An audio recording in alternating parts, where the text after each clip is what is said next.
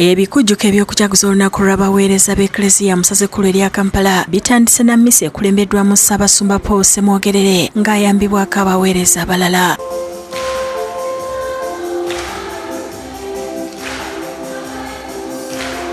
Yeetabiddwako abaweereza abayambako abasumba okuva mu bigo eby'enjawulo okwetoloola essaza lino nga bakulembeddwa abadde ssentebe w'olukiiko lwabwe Mathias Ssekiranda era Ssaabasumba abeebazizza olw'okwewaayo okukolera Katonda. Mwebale kubeera baweereza era temukoowa, munyiikire, munywere, mufuniramu n'emikisa mingi nnyo.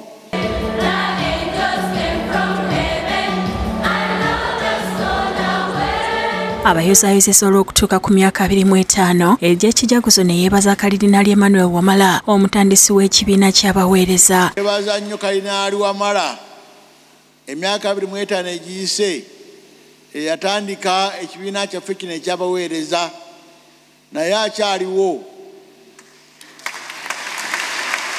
Akuutidde abaweereza okuba n'empisa n'okukulembeza obwesimbu nga bakola. Kitutengeeteka mu kubeera na discipline kuba omuweereza atalina discipline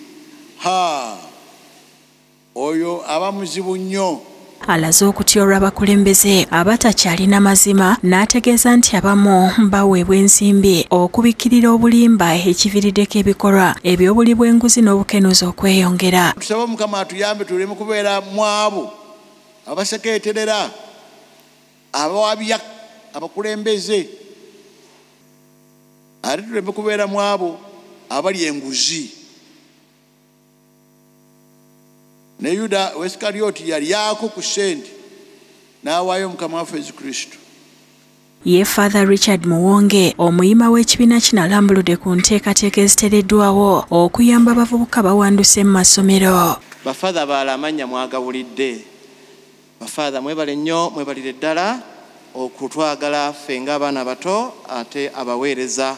Abadde ssentebe w'abaweereza Ssekiranda alambuludde ku bituukiddwako mu buweereza bwabwe ne yeebaza abakulembeze b'Eklezia olw'okubabeererawo. Era mbadde nsaba sapooti yonna gye mubadde mutuwa ng'abakulembeze mugyongeremu ate nate tusobole okutwala ekibiina kino mu maaso. Olunaku luno lwatandikibwawo Kalidinaali Emmanuel Wamala n'ekigendererwa eky'okuyamba abaweereza bano okwefumitiriza ku mirimu gyabwe. Lisan Mutyaba yakusakidde eggulire lino ku Lwabukedde TV.